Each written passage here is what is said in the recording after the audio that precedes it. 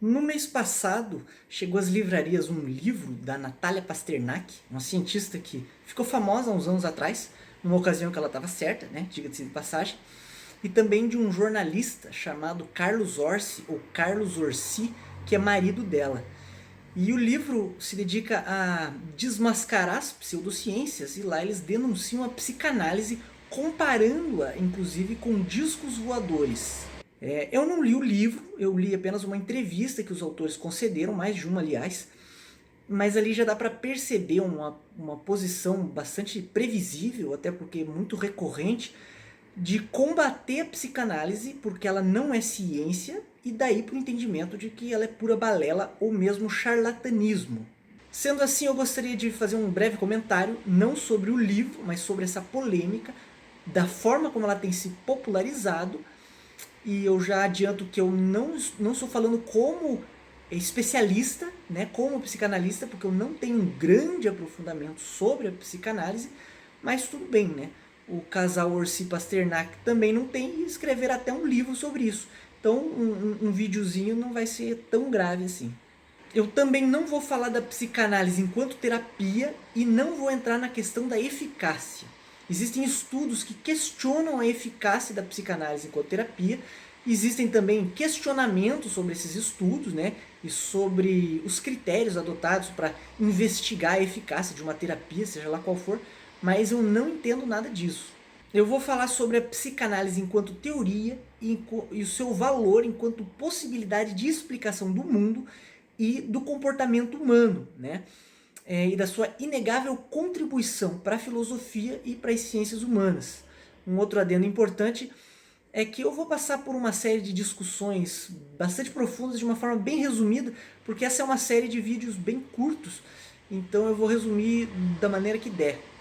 Em primeiro lugar, a questão sobre se a psicanálise é ciência passa pela questão sobre o que é ciência. E essa é uma questão que eu não vou abordar. Eu só quero esclarecer que quem decide o que é ciência ou não, não é a própria ciência.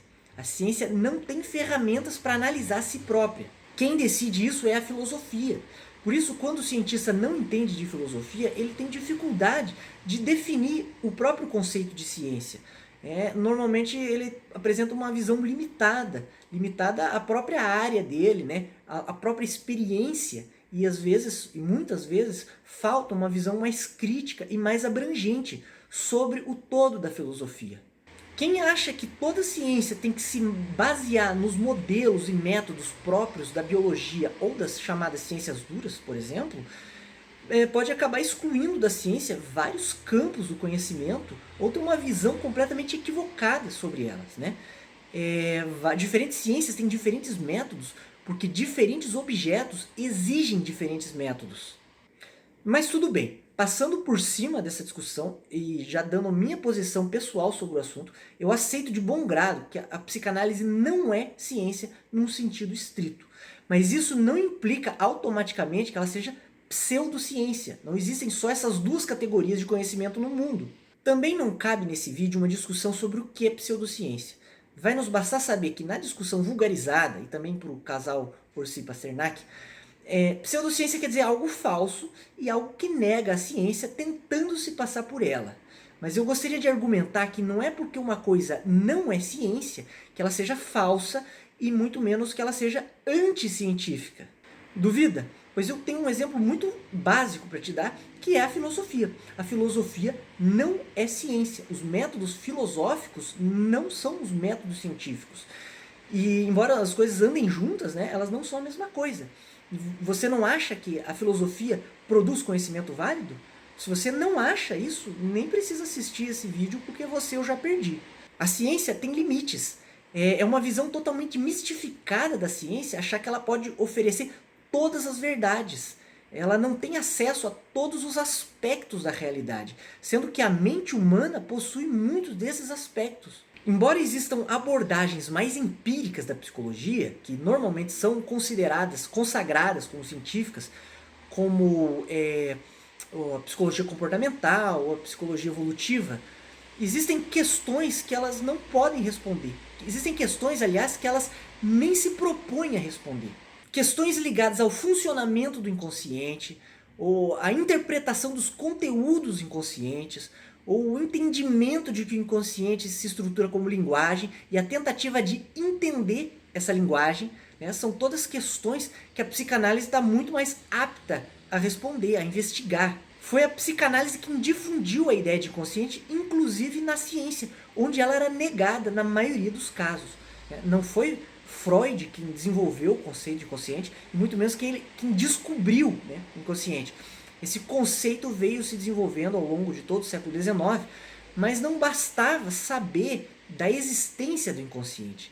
Era preciso saber que implicações isso tinha no todo da mente. Quando Freud tentou analisar o inconsciente de uma forma inédita, ele teve que inventar métodos novos, porque os que já existiam não davam conta. Por isso ele tentou interpretar sonhos, né? Usou associação livre, criou novos conceitos como libido, recalque, pulsão, né? São conceitos que se tornaram muito populares. E o que a filosofia ocidental aprendeu com isso? Aprendeu que a gente não apenas tem um inconsciente, mas que é ele, na verdade, quem nos governa. Ela é a nossa verdadeira realidade psíquica, como disse Freud. Isso teve imensas implicações, né? Não só na psicologia, também na antropologia, na sociologia, em todas as ciências humanas, em maior ou menor grau. E, bom, tem sociólogos, né, por exemplo, que estão partindo dessa perspectiva para explicar certos comportamentos coletivos, né? Para explicar certos comportamentos irracionais de fenômenos de massa, como a ascensão do fascismo ontem e hoje. Inclusive, o 7º episódio do podcast é sobre isso. Então, vão lá ouvir. Um outro ponto importante de ser mencionado é que os críticos da psicanálise normalmente batem na teoria do Freud como uma teoria ultrapassada, aparentemente sem saber que a teoria não parou lá naquela época, ela veio se atualizando, veio se modificando, né? A psicanálise não é uma teoria estática. Não que não existam psicanalistas mais ortodoxos que estão presos no passado, né? Mas aí não é culpa da psicanálise. Também existem cientistas que estão presos lá no positivismo do século XIX e nem por isso a gente precisa culpar a ciência.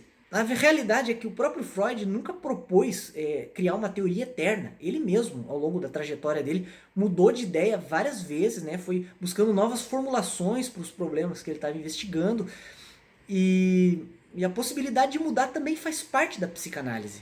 Depois dele tiveram vários outros nomes, né? Como a Melanie Klein, o Winnicott, o Jacques Lacan, que vieram modificando, propondo, revendo alguns conceitos que haviam sido propostos pelo Freud. As atualizações da psicanálise levaram a diferentes resultados. Existe hoje, por exemplo, a tal da neuropsicanálise, que junta os conhecimentos justamente da psicanálise e da neurociência, né? Mostrando que existem até certas convergências nas conclusões entre as duas e que existem vários psicanalistas que também são neurocientistas. E veja que eu não estou dizendo que a neuropsicanálise está certa, eu não sou capaz de opinar sobre isso. O que eu estou dizendo é que ela existe. E isso mostra que a psicanálise é muito mais dinâmica do que os seus críticos fazem parecer, né? E que, inclusive, ela tem trânsito com conhecimentos científicos, trânsito que não é unilateral. Então, para concluir, é possível haver epistemologias que não são científicas e nem por isso anticientíficas, perfeitamente capazes de fornecer explicações válidas sobre a realidade, que são limitadas, né, são parciais, como todo conhecimento, mas ainda assim úteis. Em algum momento a psicanálise pode entrar em desuso, e é normal que isso aconteça um dia, né, com o desenvolvimento do pensamento, mas para isso é preciso oferecer respostas melhores para as questões que a psicanálise coloca, e não simplesmente afirmar que não é ciência, e muito menos fazer como os autores do livro fizeram, que é banalizar a psicanálise, comparando com disco voador, com homeopatia, né? É como se fosse uma grande fantasia. Isso é desconhecer completamente a história do pensamento do século XX. Eu creio que por trás dessas críticas existe uma visão ingênua da própria ciência, uma visão mistificada da ciência e carente de uma reflexão mais filosófica, né? E é engraçado quando vem pessoas falando de psicologia baseada em evidências para polemizar contra a psicanálise, que parece que elas pensam que a psicanálise não é baseada em evidência nenhuma e que as outras abordagens, que elas consideram científicas, não são interpretativas, como se elas fossem pura observação neutra, sem viés de fatos observáveis. Só que isso não existe.